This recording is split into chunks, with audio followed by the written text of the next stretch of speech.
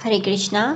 आज हम श्रीमद् भागवतम स्कंद 2 अध्याय 1 इसके 15 नंबर के श्लोक से पढ़ना शुरू करेंगे। अंत काले तु पुरुष आगते गत साधवसः छिन्द्यादस संग शस्त्रेण स्पृहाम देहेनु ये च तम। मनुष्य को चाहिए कि जीवन के अंत काल में मृत्यु से तनिक भी भयभीत ना हो, अपितु वह भौतिक शरीर से तथा उससे संबंधित सारी वस्तुओं एवं उससे संबंधित समस्त इच्छाओं से अपनी आसक्ति तोड़ ले। तात्पर्य: स्थूल भौतिकवाद की मूर्खता यह है कि लोग इस संसार में स्थायी रूप से रहने की व्यवस्था करना चाहते हैं, जबकि यह निश्चित तथ्य है कि मनुष्य को बहुमूल्य मानवीय शक्ति से सृजित प्रत्येक वस्तु को यहीं छोड़ना पड़ता है। बड़े बड़े राजनीतिज्ञ, विज्ञानी, दार्शनिक इत्यादि आत्मा की कोई जानकारी न होने के कारण मूढ़ हैं और वे सोचते हैं कि कुछ वर्षों का यह जीवन ही सब कुछ है और मृत्यु के पश्चात कुछ भी नहीं है। संसार के विद्वान मंडल में भी इस तरह का अल्प ज्ञान मानवीय शक्ति के प्राणत्व का हनन कर रहा है और इसके भयावह परिणाम देखने को मिल रहे हैं। इतने पर भी मूढ़ भौतिकवादी लोग इसकी चिंता नहीं करते कि अगले जीवन में क्या होने जा रहा है। श्रीमद् भगवद गीता का प्राथमिक उपदेश यह है कि मनुष्य यह जाने कि इस शरीर का अंत होने पर भी जीव की पहचान समाप्त नहीं होती है, क्योंकि शरीर तो मात्र बाहरी वस्त्र है। जिस प्रकार मनुष्य पुराने वस्त्र बदलता है, उसी प्रकार व्यक्तिगत जीव शरीर बदलता है और शरीर का यह बदलाव ही मृत्यु कहलाता है। अतएव वर्तमान जीवन अवधि के अंत में शरीर की मृत्यु परिवर्तन की प्रक्रिया है।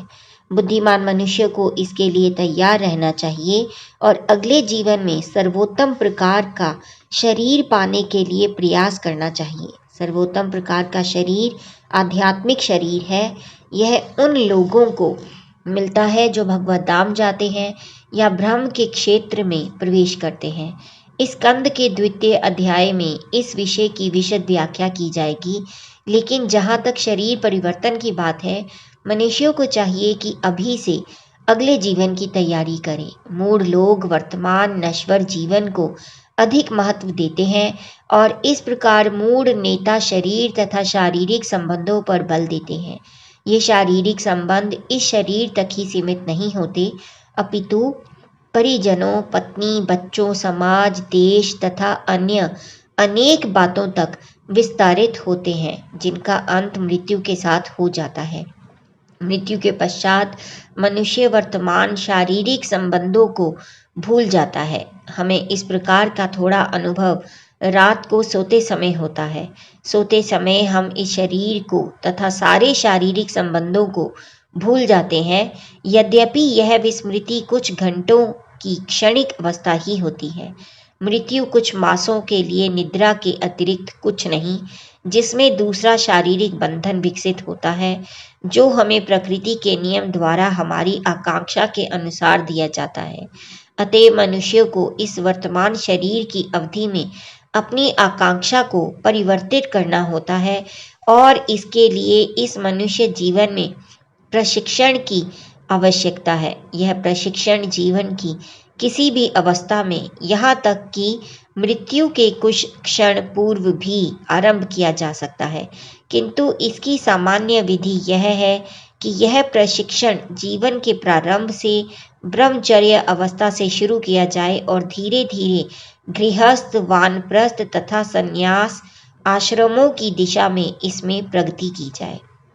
इस प्रशिक्षण को देने वाली संस्था वर्णाश्रम धर्म या सनातन धर्म पद्धति कहलाती है, जो मनुष्य जीवन को पूर्ण बनाने की सर्वोत्तम विधि है। अतएव यह आवश्यक है कि जब मनुष्य अधिक से अधिक 50 वर्ष की आयु प्राप्त कर ले, तो वह पारिवारिक, सामाजिक या राजनैतिक जीवन से भी अपना संबंध तोड़ ले और वानप्रस्थ तथा संन्यास आश्रम का प्रशिक्षण लेकर अगले जीवन की तैयारी प्रारंभ कर दे।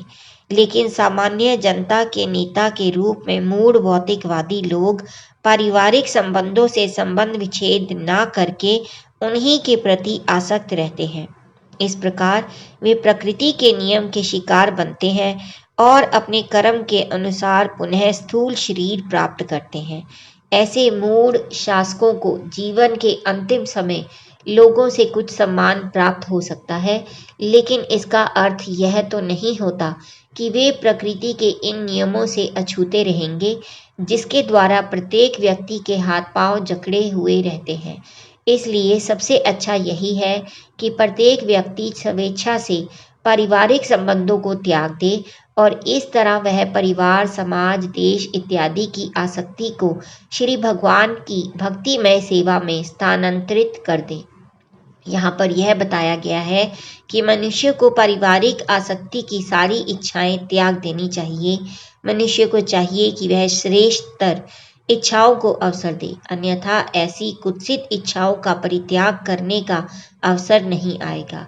इच्छा तो जीव के साथ जुड़ी है, क्योंकि जीव शाश्वत है, अतएव जीव की इच्छाएं भी जो उसके लिए स्वाभाविक है शाश्वत है।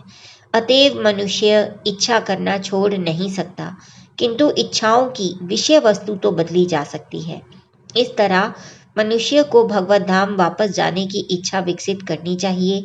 इससे भक्ति के विकास के अनुपात के अनुसार भौतिक लाभ, भौतिक सम्मान तथा भौतिक लोकप्रियता की इच्छाएं स्वतः कम होंगी। जीव तो सेवा कार्यों के निमित्त ही है और उसकी इच्छाएं इसी सेवा की मनोवृत्ति के चारों ओर केंद्रित रहती हैं। राज्य के सर्वोच्च प्रशासक से लेकर सड़क के नगण्य भिखारी तक सभी लोग दूसरों की कोई ना कोई सेवा कर रहे हैं। ऐसी सेवा की मनोवृत्ति को पूर्णता तभी प्राप्त होती है जब सेवा की इच्छा को पदार्थ से आत्मा में या असुर से ईश्वर में स्थानांतरित कर दिया जाए। श्लोक नंबर 16। गृहात् प्रव्रजितो धीरः पुण्यतीर्थ जलाप्लुतः शुचो विविक्त आसीनो विधिवत कल्पितासने। मनुष्यों को घर छोड़ करके आत्म संयम का अभ्यास करना चाहिए। उसे तीर्थ स्थानों में नियमित रूप से स्नान करना चाहिए और ठीक से शुद्ध होकर एकांत स्थान में आसन जमाना चाहिए। तात्पर्य: श्रेष्ठतर अगले जीवन की तैयारी के लिए मनुष्य को अपना तथाकथित घर छोड़ देना चाहिए। वर्णाश्रम धर्म या सनातन धर्म की पद्धति कहती है कि 50 वर्ष की आयु पार कर लेने के पश्चात जितना जल्दी हो सके पारिवारिक भार से वैराग्य ले लेना चाहिए। आधुनिक सभ्यता पारिवारिक सुविधाओं पर आधारित है, जिसे सुख सुविधाओं का सर्वोच्च मानदंड माना जाता है। अतः प्रत्येक व्यक्ति सेवानिवृत्ति के पश्चात ऐसे घर में रहना चाहता है जो सुंदर स्त्रियों तथा बच्चों से भरा पूरा हो। वह ऐसे सुविधापूर्ण घर से बाहर जाने की रंच मात्र भी इच्छा नहीं रखता। उच्च सरकारी अधिकारी तथा मंत्री मृत्यु के समय तक अपने उपहार रूपी पदों पर चिपके रहते हैं और वे इन घरेलू सुविधाओं से बाहर निकलने का स्वप्न में भी विचार नहीं करते। ऐसे व्यामोह से बंध कर भौतिकवादी व्यक्ति इससे भी अधिक सुखी जीवन की विविध योजनाएं तैयार करते हैं, किंतु क्रूर मृत्यु सहसा बड़े से बड़े योजनाकारों को उसकी इच्छा के विरुद्ध उठा लेती है और उसे इस शरीर को त्याग कर दूसरा शरीर धारण करने के लिए बाध्य कर देती है। इस तरह ऐसे योजनाकार को अपने किए गए पूर्व कर्मों के अनुसार 84 लाख योनियों में से कोई एक शरीर ग्रहण करने के लिए बाध्य किया जाता है। जो लोग पारिवारिक सुविधाओं के प्रति अधिक आसक्त होते हैं, उन्हें अगले जीवन में इस पापमय लंबी आयु में किए गए पाप कर्मों के कारण निम्न योनि प्रदान की जाती है। इस तरह मानव जीवन की सारी शक्ति नष्ट हो जाती है। मनुष्य जीवन को इस प्रकार नष्ट होने और काल्पनिक वस्तुओं में लिप्त रहने से बचाने हेतु मनुष्य को यदि पहले नहीं तो कम से कम 50 वर्ष की आयु में सावधान हो जाना चाहिए। सिद्धांत यह है कि मनुष्य इसे स्वीकार कर ले कि मृत्यु की खतरे की घंटी 50 वर्ष की आयु पूरी करने की पहले ही बज जाती है। अतएव हर हालत में उसे श्रेष्ठतर भावी जीवन के लिए तैयारी करनी चाहिए। सनातन धर्म संस्था की पद्धति ऐसी बनाई गई है कि इसका पालन करने वाला मनुष्य जीवन के विनष्ट होने की किसी प्रकार की संभावना के बिना श्रेष्ठतर अगले जीवन के लिए प्रशिक्षित हो जाए। संसार भर में पवित्र स्थल, तीर्थ स्थल उन सेवानिवृत्त व्यक्तियों के लिए आवास के लिए हैं जो श्रेष्ठतर अगले जीवन की तैयारी करने में संलग्न रहते हैं। इसलिए बुद्धिमान मनुष्यों को जीवन के अंत में 50 वर्ष की आयु के पश्चात जीवन में बंधन रूप पारिवारिक आसक्ति से मुक्त होने के लिए आध्यात्मिक कायाकल्प का जीवन बिताने के उद्देश्य से तीर्थों में जाना चाहिए। मनुष्य को भौतिक आसक्ति से छुटकारा पाने के लिए गृह त्याग करने की संस्तुति की जाती है, क्योंकि जो व्यक्ति मृत्यु तक पारिवारिक जीवन से चिपका रहता है वह भौतिक आसक्ति को त्याग नहीं सकता, और जब तक वह भौतिक आसक्ति को नहीं छोड़ता तब तक वह आध्यात्मिक स्वतंत्रता को नहीं समझ पाता।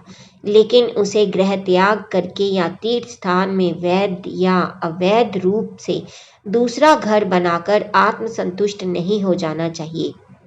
ऐसे अनेक लोग हैं जो घर छोड़कर ऐसे तीर्थ स्थानों में जाते हैं, किंतु विपरीत लिंगी कुसंगति में पड़कर पुनः गृहस्थ बन जाते हैं।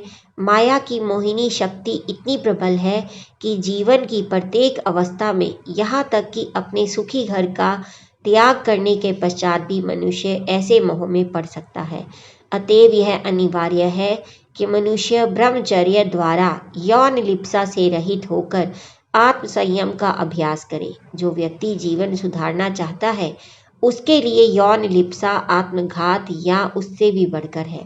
अतएव पारिवारिक जीवन से पृथक रहने का अर्थ है समस्त इंद्रिय इच्छाओं पर और विशेष रूप से यौन इच्छा पर संयम रखना। इसकी विधि यह है कि मनुष्य को कुश, मृग चर्म तथा दरी का पवित्र आसन तैयार करना चाहिए और उस पर बैठकर उपयुक्त विधि से निरपराध भाव से श्री भगवान के पवित्र नाम का जप करना चाहिए। यह समुची विधि मन को भौतिक कार्यों से खींचकर श्री भगवान के चरण कमलों में स्थिर करने के निमित्त है। यह सरल विधि ही सर्वोच्च आध्यात्मिक सफलता दिलाने में सहायक होगी। श्लोक नंबर 17 है। अभ्यसेत मनसा शुद्धम तीव्रित ब्रह्म अक्षरम परम मनः यशेत जित्स्वासो ब्रह्म बीजम अविस्मरण। मनुष्य उपयुक्त विधि से आसन जमाकर मन को 3 दिव्य अक्षरों अ, उ, म का स्मरण कराए और श्वास को नियंत्रित करके मन को वश में करे, जिससे वह दिव्य बीज को नहीं भूले। तात्पर्य, ओंकार अथवा प्रणव दिव्य अनुभूति का बीज है और यह 3 दिव्य अक्षरों अ, उ, म से बना है। प्राणायाम के साथ साथ मन द्वारा इसका जप करने की विधि, जो ध्यान करने की एक दिव्य लेकिन यांत्रिक विधि है, महान योगियों के अनुभव द्वारा खोजी गई है और इससे मनुष्य भौतिकता में लिप्त मन को वश में लाने में समर्थ बनता है। मन की आदत को बदलने की यही विधि है। मन को मारना नहीं होता है, मन या इच्छा को रोका नहीं जा सकता, लेकिन आध्यात्मिक अनुभूति की दिशा में काम करने के लिए मन को व्यस्त रखने के गुण को बदला जा सकता है। मन सक्रिय इंद्रियों की धुरी है, अतएव यदि सोचने, अनुभव करने तथा चाहने की प्रकृति परिवर्तित कर दी जाए तो इंद्रियां, जो केवल साधन रूप है, उनसे किए जाने वाले कर्मों की गुणता भी स्वाभाविक रूप से परिवर्तित हो जाएगी। ओंकार समस्त दिव्य ध्वनि का बीज है और एकमात्र दिव्य ध्वनि ही मन तथा इंद्रियों में वांछित परिवर्तन ला सकती है। यहाँ तक कि मानसिक रूप से असंतुलित व्यक्ति को भी दिव्य ध्वनि के उपचार से निरोग बनाया जा सकता है। श्रीमद् भगवद गीता में प्रणव ओंकार का स्वीकार परम सत्य की प्रत्यक्ष शाब्दिक अभिव्यक्ति के रूप में किया गया है। जो व्यक्ति उपयुक्त विधि से श्री भगवान के पवित्र नाम का प्रत्यक्ष उच्चारण नहीं कर पाता, वह प्रणव ओंकार का जप आसानी से कर सकता है। यह ओंकार एक संबोधन है। यथा हे भगवान, जिस प्रकार की ओम हरि ओम का अर्थ है हे मेरे स्वामी पूर्ण पुरुषोत्तम भगवान, जैसा कि हम पहले कह चुके हैं, श्री भगवान का पवित्र नाम श्री भगवान से अभिन्न होता है। उसी तरह ओंकार भी है, किंतु जो व्यक्ति अपनी अपूर्ण इंद्रियों के कारण यथा नव जिज्ञासु श्री भगवान के दिव्य साकार रूप या नाम की अनुभूति कर पाने में अक्षम होते हैं, उन्हें प्राणायाम का अभ्यास करने के साथ साथ मन में प्रणव ओंकार का बारंबार उच्चारण करके आत्म साक्षात्कार का अभ्यास करने के लिए प्रशिक्षित किया जाता है। जैसा कि हम कई बार कह चुके हैं, श्री भगवान के दिव्य नाम, रूप, गुणों, लीलाओं इत्यादि को वर्तमान भौतिक इंद्रियों द्वारा समझ पाना असंभव है। अतएव यह आवश्यक है कि समस्त विषयों के केंद्र बिंदु मन के माध्यम से ऐसी दिव्य अनुभूति को गति प्रदान की जाए। भक्तगण अपने मन को सीधे ही परम सत्य के व्यक्तित्व पर स्थिर कर लेते हैं, किंतु जो लोग परम पूर्ण के ऐसे साकार स्वरूप को समझ नहीं सकते, उन्हें निर्विशेषता के प्रति मन को प्रशिक्षित करके प्रगति करने के लिए अनुशासित किया जाता है। श्लोक नंबर 18 है। नियच्छेत विषयेभ्ये अक्षाण मनसा बुद्धि सारथि मन कर्म भी अक्षिप्तम शुभ अर्थे धार्येत दिया। धीरे धीरे जब मन उत्तरोत्तर आध्यात्मिक हो जाए तो उसे इंद्रिय कार्यों से खींच लिया जाए, यानी कि विलग कर लिया जाए। इससे इंद्रिया बुद्धि द्वारा वशीभूत हो जाएंगी। इससे भौतिक कार्यकलापों में लीन मन को भी श्री भगवान की सेवा में प्रवृत्त किया जा सकता है और पूर्ण दिव्य भाव में स्थिर हुआ जा सकता है। तात्पर्य: प्रणव ओंकार के यांत्रिक उच्चारण द्वारा तथा श्वास के नियमन से मन के अध्यात्मीकरण की प्रथम प्रक्रिया प्राणायाम की यौगिक विधि या श्वास को पूर्ण रूप से नियंत्रित करने की विधि कहलाती है। इस प्राणायाम पद्धति की परम अवस्था समाधि है, किंतु अनुभव से सिद्ध हो चुका है कि समाधि अवस्था भी भौतिकता में लीन मन को वश में करने में असफल रहती है। उदाहरणार्थ, महान योगी विश्वामित्र मुनि समाधि अवस्था प्राप्त करके भी इंद्रियों के शिकार हो गए और उन्होंने मेनका के साथ समागम किया। इतिहास इसका साक्षी है। यद्यपि मन तत्काल तो विषय वासनाओं को सोचना बंद कर देता है, किंतु अवचेतन मन से वह विगत विषय वासनाओं का स्मरण करता ही रहता है और इस तरह मनुष्य को 100% आत्म साक्षात्कार में लगने से रोक देता है। अतएव श्रीला सुखदेव गोस्वामी विश्वस्त नीति अपनाने के लिए कहते हैं, और यह है मन को श्री भगवान की सेवा में स्थिर करना। पूर्ण पुरुषोत्तम भगवान श्री कृष्ण भी इस प्रत्यक्ष विधि की संस्तुति श्रीमद् भगवद गीता 6.47 में करते हैं। इस तरह आध्यात्मिक रूप से मन के स्वच्छ होने पर मनुष्य को तुरंत श्रवण, कीर्तन आदि भक्तिमय कार्यों द्वारा श्री भगवान की दिव्य प्रेमा भक्ति में लग जाना चाहिए। यदि न्याय संगत मार्गदर्शन के अंतर्गत ऐसा किया जाता है तो विचलित मन भी निश्चित रूप से प्रगति कर सकता है। श्लोक नंबर 19। तत्र एक अवयवम ध्यायेत अव्युच्छिन्नेन चेतसा मन निर्विषयम युक्त्वा तत्किंचन न स्मरेत पदम तत् परमं विष्णो मन यत् प्रसीदति। तत्पश्चात भगवान श्री विष्णु के पूर्ण शरीर की अवधारणा को हटाए बिना एक एक करके उनके अंगों का ध्यान करना चाहिए। इस तरह मन समस्त इंद्रिय विषयों से मुक्त हो जाता है। तब चिंतन के लिए कोई अन्य वस्तु नहीं रह जानी चाहिए। चूंकि भगवान श्री विष्णु परम सत्य है, अतएव केवल उन्हीं में मन पूर्ण रूप से निमग्न हो जाता है।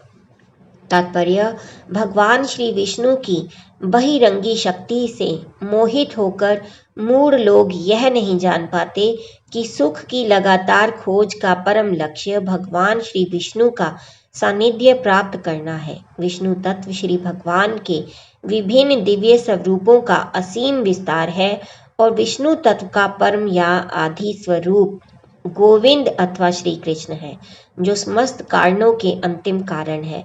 अतएव श्री विष्णु का चिंतन या श्री विष्णु के दिव्य रूप का विशेष रूप से श्री कृष्ण का ध्यान करना ध्यान की परम सीमा है। यह ध्यान श्री भगवान के चरण कमल से शुरू किया जा सकता है, लेकिन मनुष्य को श्री भगवान के पूर्ण स्वरूप को नहीं भूलना चाहिए। इस तरह उसे एक एक करके उनके दिव्य शरीर के सभी अंगों के चिंतन का अभ्यास करना चाहिए।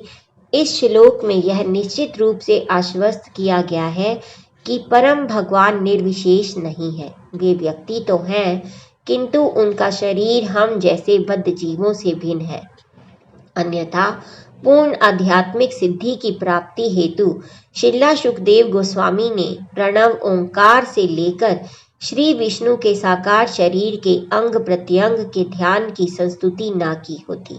इस तरह भारत के भव्य मंदिरों में विष्णु विग्रह की पूजा मूर्ति पूजा नहीं है, जैसा कि कुछ मंद बुद्धि वाले लोग अनुचित अर्थ निकालते हैं, बल्कि ये मंदिर श्री विष्णु के दिव्य अंगों पर ध्यान लगाने के आध्यात्मिक केंद्र है। श्री विष्णु के मंदिरों में श्री भगवान की अचिंत्य शक्ति के कारण उनका पूजनीय अर्चा विग्रह श्री भगवान से अभिन्न है।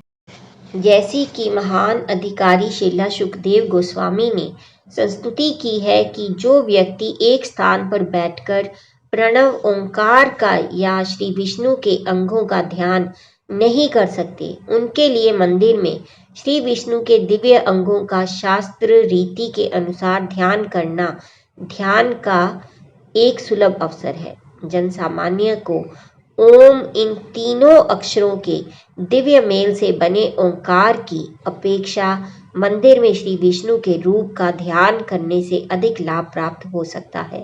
यद्यपि ओंकार तथा श्री विष्णु के रूपों में कोई अंतर नहीं है, किंतु जो लोग परम सत्य के विज्ञान से अवगत नहीं होते, वे श्री विष्णु के रूपों तथा ओंकार में अंतर बताकर मतभेद उत्पन्न करने का प्रयास करते हैं। यहाँ यह संकेत दिया गया है कि श्री विष्णु का रूप ही ध्यान का परम लक्ष्य है। अतएव निर्विशेष ओंकार की अपेक्षा श्री विष्णु के रूपों पर चित्त को एकाग्र करना श्रेयस्कर है। इनमें से पहली विधि दूसरी की अपेक्षा अधिक कठिन भी है। श्लोक नंबर 20। रजः तमोभ्याम आक्षिप्तम विमूढ़ं मन आत्मन यच्छेत् धारणया धीर हन्ति या तत्कृतं मलम। मनुष्यों का मन सदैव भौतिक प्रकृति के रजोगुण द्वारा विचलित और तमोगुण द्वारा मोहग्रस्त होता रहता है, किंतु मनुष्य ऐसी धारणाओं को भगवान श्री विष्णु के संबंध द्वारा ठीक कर सकता है और इस तरह उनसे उत्पन्न गंदी वस्तुओं को स्वच्छ करके शांत बन सकता है। तात्पर्य, जो लोग सामान्यतया रजो तथा तमोगुणों द्वारा संचालित होते हैं, वे ईश्वरीय अनुभूति की दिव्य अवस्था प्राप्त करने हेतु योग्य पात्र नहीं होते। केवल सत्वगुण द्वारा संचालित व्यक्ति ही परम सत्य के ज्ञान को प्राप्त कर सकते हैं। रजो तथा तमोगुण के प्रभाव कंचन तथा कामिनी के प्रति अत्यधिक लालसा द्वारा प्रकट होते हैं, और जो लोग कंचन एवं कामिनी के पीछे पड़े रहते हैं, वे अपनी मनोवृत्तियों को भगवान श्री विष्णु के शक्तिशाली निराकार रूप का निरंतर स्मरण करके सुधार सकते हैं। सामान्यतया निर्विशेषवादी या अद्वैतवादी ही रजो तथा तमोगुण से प्रभावित होते हैं, और ऐसे निर्विशेषवादी अपने आप को मुक्त आत्मा समझते हैं, किंतु वे परम सत्य के दिव्य साकार स्वरूप के विषय में कुछ भी नहीं जानते। वस्तुतः परम के साकार स्वरूप विषय ज्ञान से रहित होने के कारण उनका अंतःकरण अशुद्ध रहता है। श्रीमद् भगवद गीता में कहा गया है कि सैकड़ों जन्मों के पश्चात निर्विशेष चिंतक परमेश्वर की शरण ग्रहण करता है। श्री भगवान के साकार रूप का साक्षात्कार करने की योग्यता प्राप्त करने के लिए नव दीक्षित निर्विशेषवादी को सर्वेश्वरवाद के दर्शन द्वारा प्रत्येक वस्तु के साथ श्री भगवान के संबंध की अनुभूति करने का अवसर प्रदान किया जाता है। अपनी उच्चतर अवस्था में सर्वेश्वरवाद किसी भी साधक को परम सत्य की निर्विशेष धारणा बनाने की अनुमति नहीं देता, अपितु यह परम सत्य की धारणा को तथाकथित भौतिक शक्ति के क्षेत्र तक विस्तारित करता है। भौतिक शक्ति द्वारा सृजित समस्त वस्तुओं को सेवा भाव द्वारा परम के साथ जोड़ा जा सकता है, जो जीवन शक्ति का अनिवार्य अंग है। श्री भगवान का शुद्ध भक्त अपने इस सेवा भाव से प्रत्येक वस्तु को आध्यात्मिक सत्ता में बदलने की कला से अवगत होता है और इसी भक्ति में विधि से सर्वेश्वरवाद के सिद्धांत को पूर्णता प्रदान की जा सकती है। श्लोक नंबर 21। यस्याम स्नधार्यमाणायाम योगिनो भक्ति लक्षणः आशु संपद्यते योग आश्रयम भद्रमीक्षतः। हे राजन, स्मरण की इस विधि से तथा परमेश्वर के सर्वथा कल्याणमय व्यक्तिगत रूप के ही सर्वत्र दर्शन करने के अभ्यास में स्थिर होकर मनुष्य शीघ्र ही श्री भगवान की भक्ति में सेवा उनके प्रत्यक्ष आश्रय में प्राप्त कर सकता है। तात्पर्य, योग में सफलता भक्ति भाव द्वारा ही प्राप्त की जा सकती है। सर्वेश्वरवाद, जो कि सर्वशक्तिमान की सर्वत्र उपस्थिति को अनुभव करने की पद्धति है, एक प्रकार का मन का प्रशिक्षण है जिससे भक्तिमय मनोभाव के प्रति अभ्यस्त हुआ जाता है और योगी के लिए इसी भक्तिमयी प्रवृत्ति से ऐसे यौगिक प्रयासों की सफल परिणति संभव होती है। किंतु भक्ति के मिश्रण बिना मनुष्य को ऐसा सफल पद प्राप्त नहीं होता। सर्वेश्वरवाद की दृष्टि से जो भक्ति में वातावरण उत्पन्न होता है वह आगे चलकर भक्ति में विकसित हो जाता है और निर्विशेषवादी के लिए यही एकमात्र लाभ है। श्रीमद् भगवत गीता 12.5 में पुष्टि की गई है कि आत्म साक्षात्कार का निर्विशेष मार्ग अधिक कष्टप्रद है, क्योंकि यह अप्रत्यक्ष रूप से लक्ष्य तक पहुंचता है। यद्यपि निर्विशेषवादी भी बहुत समय पश्चात श्री भगवान के साकार रूप के प्रति आकृष्ट होता है। हरे कृष्णा। आज का पठन हम यहीं समाप्त करेंगे और कल हम 22 नंबर के श्लोक से फिर से पढ़ना शुरू करेंगे। तब तक आप जपते रहिए हरे कृष्णा कृष्णा कृष्णा हरे हरे, हरे राम राम राम हरे हरे। हरि बोल।